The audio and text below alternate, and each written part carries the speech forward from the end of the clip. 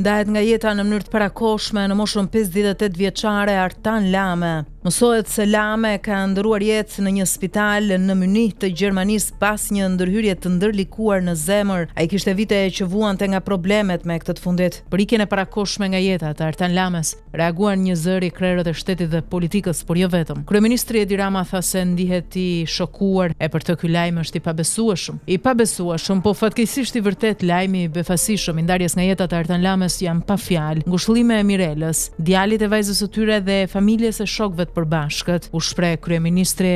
Artan Lame ishte i martuar dhe babai i 2 fëmijëve, një vajzë dhe një djalë. Ai ka mbajtur funksione të rëndësishme në shtetin shqiptar prej vitesh tashmë, përfshirë ato si zëvendësministër apo drejtori i Agjencisë së Kadastrës dhe Legalizimeve. Por përtej këtyre pozicioneve shtetërore ai njihet si publicist, studiues, historian dhe një nga figurat më të njohura të shoqërisë civile në mbrojtje të trashëgimisë kulturore shqiptare. Ndër vite Artan Lame është vlerësuar me çmime apo dekorata të ndryshme edhe në nivel ndërkombëtar për pasionin e tij si koleksionist apo kauza që lidheshin me trashëgimin kulturore shqiptare. Por Lame në vitin 2012 është nderuar edhe nga presidenti i Republikës me medaljen e mirënjohjes për kontributin e tij në kuadër të 100 vjetorit të pavarësisë së Shqipërisë. Kryedemokrati Sali Berisha doli sërish sot në konferencë për shtyp ku denoncoi sërish atë që e quan fars me zgjedhjet e 11 majit. Së bashku me drejtuesin politik të qarkut e Elbasanit Omar Alizoti dhe deputetin e ardhshëm të këtij qarku Blendi Himçi, ata denoncuan një rast që ka ndodhur në fshatin Pekisht të Peqinit. Sipas Berishës, në barkafen e kryeplakut të fshatit Dervish Beqiri ndodheshin flet votimi, lista votimi dhe parakesh. Treni bullgar që u aplikua gjërësisht në Shqipëri mbeti në stacionin e Pekishtit, doli nga dhe mbeti aty. Pas një informacioni që deputeti i ardhshëm i Elbasanit Blendi Himçi mori mbrëmse në fshatin Pekisht në barkafen e kryeplakut të fshatit Dervish Beqiri, vëzhgues besnik i PS-s ndodhen sasi e konsiderueshme materialesh votimi, flet votimi, lista votimi dhe narko euro. Sot në mëngjes herët zoti Himçi shkoi vetë në barkafen e Dervish Beqirit, hyri brenda dhe në vendin ku ishte informuar u gjeti gjithë materiali zgjedhor që po paraqesim para jush, shpreh Berisha. Tani e shikoni tavolinën plot me euro, karta identiteti bollok i madh. Kjo është tavolina e krimit elektoral. Këto janë listat, janë 117 flet listash votimi me vula, siç e shihni. Kjo është fytyra e vërtetë e Edi Ramës, vijoi denoncimin e tij Berisha. Kreu i Partisë Demokratike thotë se këto zgjedhje nuk do të njihen. Zgjidhja e vetme që ofron ai e pa kompromis është vetëm krijimi i një qeverie teknike dhe vendit të shkojë sërish në zgjedhje të reja. Kreu i KQZ-s Iliran Celibashi po vazhdon të pranoj një nga një të gjitha problematikat që shënuan procesin zgjedhor të 11 majit. Por herë të parë sot Celibashi bëri me dije se KQZ ka rënë pre sulmeve kibernetike gjatë zgjedhjeve. Mund të them sot që platformat e KQZ-s, duke nisur nga ajo regjistrimit votuesve nga jashtë, janë gjendur në sulme kibernetike. Kemi komunikuar me institucione përkatëse, si ato të sigurisë kibernetike dhe ato që lidhen me ndjekjen ligjore të këtyre rasteve sa herë që janë evidentuar. Nga të dhënat që kemi rezulton se një pjesë e madhe e këtyre sulmeve kanë qenë të organizuara dhe të sofistikuara dhe jo rastësore, të gjitha nga jashtë. Kanë qenë të krahasueshme me sulmet që kanë pasur vende të tjera për situata të ngjashme si Franca, Gjermania apo Estonia. Sa i përket akuzave të forta që bëri sot kreu demokrat Sali Berisha për fenomenin e njohur tashmë si treni bullgar apo edhe për rastin konkret ku në një lokal në një fshat të Peqinit janë gjetur flet votimi, lista votimi dhe parakesh. Celibashi thotë se rasti duhet të hetohet dhe do t'i përgjigjen shqetësimit serioz të Partisë Demokratike në këtë drejtim, por jo vetëm.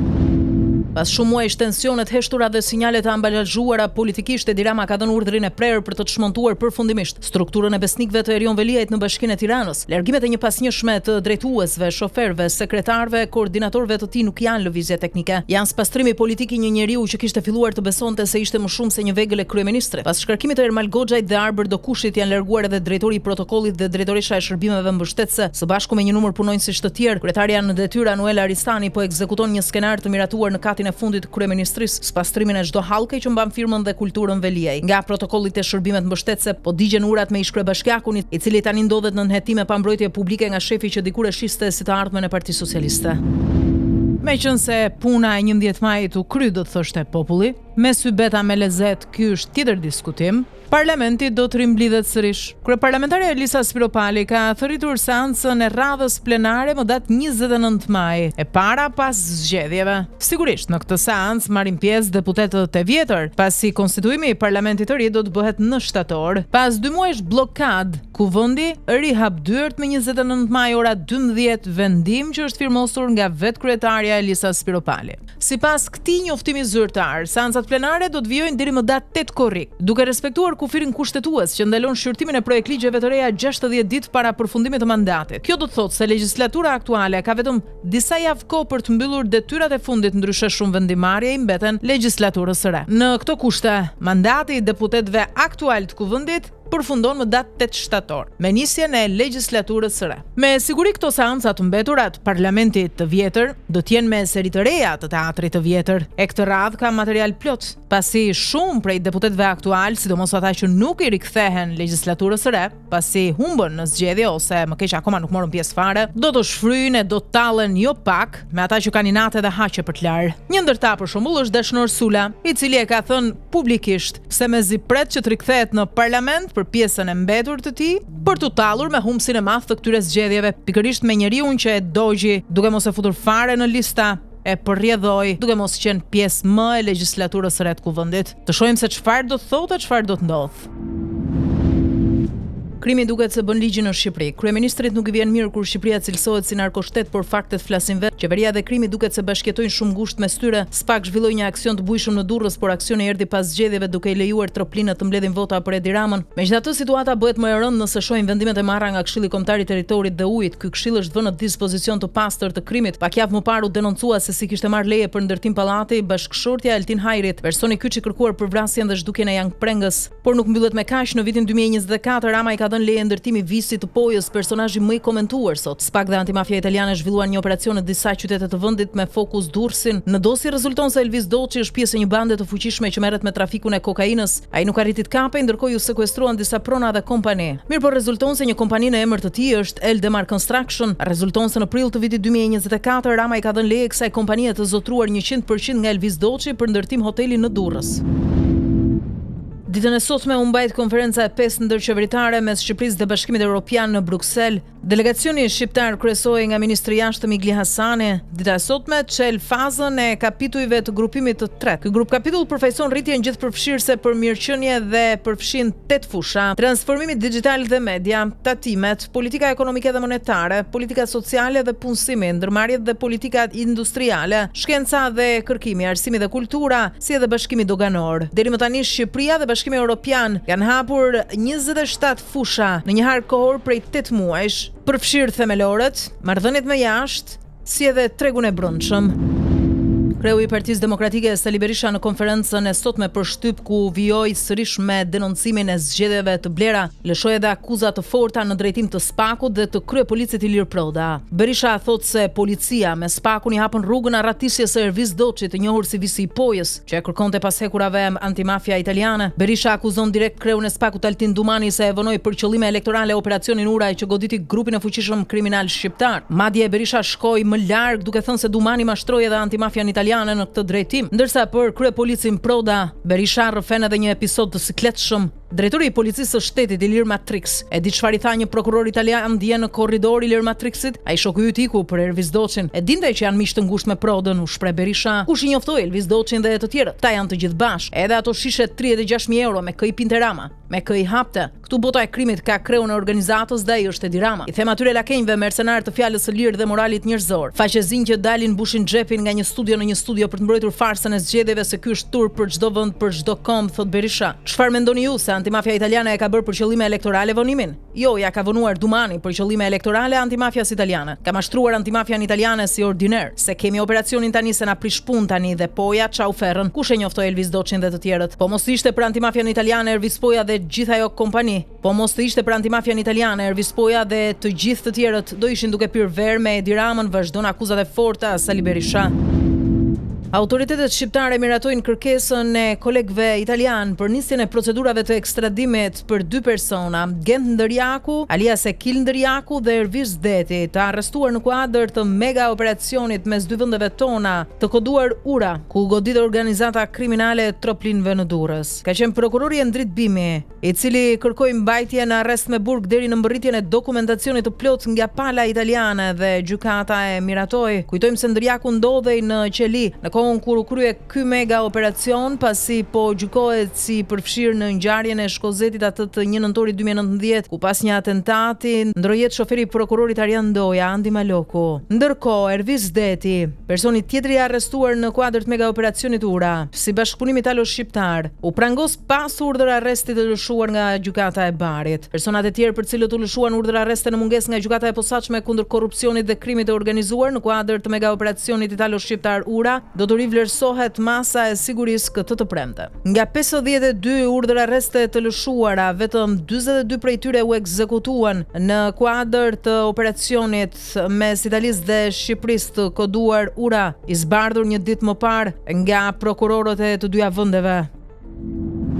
Mega operacioni italo-shqiptar i koduar Ura nuk është i vetmi që ka rikthyer frikën radhët e botës së krimit. Një paralajmërim i fortë vjen edhe nga ambasada amerikane në Tiranë, e cila i rikujton botës së krimit prezencën e DEA-s. Ambasada amerikane kujton se linja e sinjalizimit e Agjencisë Amerikane kundër narkotikëve DEA është aktive edhe në funksion të qytetarëve për të denoncuar çdo rast mbi trafikun e drogës apo aktivitetet e pastrimit të parave. Linja e sinjalizimit e Agjencisë së SBA-ve kundër narkotikëve është aktive. DEA nxit që ka informacion në lidhje me trafikun e drogës ose pastrimin e të ardhurave nga droga, të ndaj informacionin me personelin e DEA-s në disa forma komunikime, qoftë në WhatsApp apo në disa adresa emaili. Të gjitha të dhënat do të mbahen të fshehta. Falenderimet tona për të gjithë ata individ që kanë dorëzuar të dhënat besueshme që kanë mbështetur operacionet e DEA-s. SBA-t janë të përkushtuar të punojnë me Shqipërinë për të luftuar trafikun e drogës dhe pastrimin e parave të lidhura me të, me qëllim mbrojtjen e qytetarëve të dy vendeve tona dhe parandalimin e hyrjes së drogave të paligjshme në Shtetet e Bashkuara të Amerikës. Mbyllet ky njoftim i rëndësishëm që i kujton edhe një herë publikut se amerikanët nuk kanë hiç besim tek autoritetet shqiptare, pasi ndryshe nuk do i varnin shpresat e denoncimeve tek qytetarët. Megjithatë, e sigurt është që politika dhe bosët e krimit në këtë vend kanë hyrë sërish në panik. Ndoshta një aksion i radhës, pse jo nga DEA, pas këtij paralajmërimi, do të godas shënjestrat e radhës. Policia hedh dritë ndaj ekzekutimit të Ermir Dedjas në Durrës pak ditë më parë. Sipas bluve, vrasja e tij dyshohet të jetë një krim i mirë organizuar dhe i planifikuar në detaje, ku në të dyshohet të jenë përfshirë shtetas të huaj, konkretisht maroken. Policia e Durrësit zbuloi më herët se mjeti i përdorur në këtë atentat, i cili më pas u braktis në zonën e Gërdecit dhe u vu flaka, ka hyrë në territorin shqiptar vetëm një ditë pas atentatit. Automjeti është sjell nga porti i Durrësit nga një shtetas maroken, i cili është larguar nga Shqipëria ditën pas vrasjes. Autoritetet shqiptare po kërkojnë ndihmën e partnerëve ndërkombëtar për të lokalizuar dhe arrestuar shtetasin maroken të dyshuar. Dy të shpallurit në kërkim kanë siguruar automjetin dhe kanë bashkëpunuar ngushtë për realizimin e ekzekutimit të Dedjas. Përveç dy personave në rolet e bashkëpunëtorëve në rolin e autorëve të vrasjes, mendohet se kanë qenë dy persona të tjerë, identitetin e të cilëve policia nuk e bën me dije për momentin. Mjeti i djegur në fshatin e Gërdecit së bashku me armën automatike, edhe pse të djegur janë dërguar për ekzaminime në laboratorin e kriminalistikës. Policia dyshon se e kaluara dhe përfshirja e viktimës në disa aktivitete të paligjshme, ngre dyshime për disa pista hetimore. Gjykata e posaçme kundër korrupsionit dhe krimit të organizuar ka dënuar avokatin Radovan Çela për korrupsion dhe ndikim të paligjshëm ndaj funksionarëve të drejtësisë në kuadër të hetimeve për dosjen e njohur Toyota Yaris. Kujtojmë se 2 ditë më parë gjykata e posaçme dënoi ish kryeprokurorin e Vlorës Aurel Zarka. Sipas prokurorisë së posaçme, avokati Çela dhe prokurori Zarka kanë ndërhyrë edhe për çështjen e Suel Çelës për t'i çliruar pasuritë e sekuestruara në kuadër të operacionit Forca e Ligjit. Hetimi për këtë dosje kulmoi vitin e kaluar, ku pas zbulimit të komunikimeve nga platforma e njohur Sky ECC për dosjen Toyota Yaris dhe disa zhvillime të tjera, u arrestua Aurel Zarka, ish kryeprokurori i Vlorës, sot i dënuar. Nga hetimet kanë rezultuar 8 episode, ku është evidentuar ndërhyrja në bashkëpunim me njëri tjetrin e anëtarëve të grupit kriminal, duke ofruar dhe premtuar përfitime të parregullta për të ushtruar ndikim të funksionarëve të drejtësisë me qëllim lehtësimin e pozitave ligjore. Megjithatë, një pikpyetje e madhe ngrihet për këtë dosje. Sa kohë që Çela dhe Zarka kanë bashkëpunuar e kanë korruptuar edhe prokuror apo gjykatës nga sistemi i drejtësisë, pse emrat e këtyre të fundit mbahen sekret? Bashkimi Evropian për sëriktthirrjen për dialogun mes Kosovës dhe Serbisë, si domosdoshmëri për të dyja vendet. Përfaqësuesi i lartë e Bashkimit Evropian Kaja Kallas i kujton Prishtinës dhe Beogradit se vetmja rrugë nga e cila shkohet drejt Bashkimit Evropian është dialogu mes tyre. Një ditë më parë Kallas nisi vizitën zyrtare në Serbi, ndërkaq sot ndalet në Kosovë e më pasi drejtohet Maqedonisë së Veriut, një tur në cilin ajo do të vendosë theksin tek riangazhimi në procesin e dialogut mes Prishtinës dhe Beogradit. Vizitoi Serbin, Kosovën dhe Maqedoninë e Veriut këto ditë dhe angazhohej me qeveritë dhe shoqërinë civile në rrugën e tyre drejt BE-s. Dialogu Beograd-Prishtinë është një domosdoshmëri për të ecur përpara. Tani është koha për të riangazhuar, paralajmëron Kallas. Nga të pakta të reagime nga perëndimi për atë që po ndodh në Gaza, ku uria e tejskajshme, kriza humanitare në përgjithësi e shkaktuar nga Izraeli po i merr jetën edhe fëmijëve, ishte edhe ai Britanisë së Madhe së fundmi. Londra akuzon Izraelin se po përdor urinë si armë lufte në Gaza. Ministra e Zhvillimit të Mbretërisë së Bashkuar i tha BBC se Izraeli po përdor urinë si armë lufte në Gaza. Chapman u shpreh se Izraeli po ndalon ushqimet me qëllim që t'i detyrojë njerëzit të shpërngulen. Kjo nuk është diçka që Mbretëria e Bashkuar ose ndonjë nga qeveritë tona partnere mund të qëndrojë duar kryq dhe ta lejojë të ndodhë, thot ajo, pavarësisht se e vërteta në fakt është pikërisht kështu. Chapman i dërgoi një mesazh direkt Izraelit: ju nuk duhet ta bëni këtë. Izraeli ka pasur çdo të drejtë të mbrohet, ka çdo të drejtë i marrë pengjet mbrapsht, ka çdo të drejtë reagojë ndaj asaj që ndodhi, e cila ishte neveritshme më 7 tetor, shtoi ajo, duke e vijuar. Ne kemi qenë të qartë për këtë që nga fillimi, ne kemi mbështetur Izraelin gjatë gjithë kohës. Kjo është e tepërt. Kjo po dëmton pengjet, kjo po zvoglon mundësinë e nxjerrjes së këtyre pengjeve të gjallë, argumenton Chapman. Sipas kësaj të fundit, nëse do donte të kthente pengjet, Izraeli duhet negocionte të arrinte një armpushim dhe një zgjidhje finale. Deklaratat e saj vijnë pasi Mbretëria e Bashkuar pezulloi bisedimet për marrëveshje tregtare me Izraelin, duke vendosur sanksione të reja ndaj kolonëve të bregut perëndimor, teksa Londra zyrtare vazhdon ta quajë atë që po ndodh në Gaza moralisht pa justifikueshme.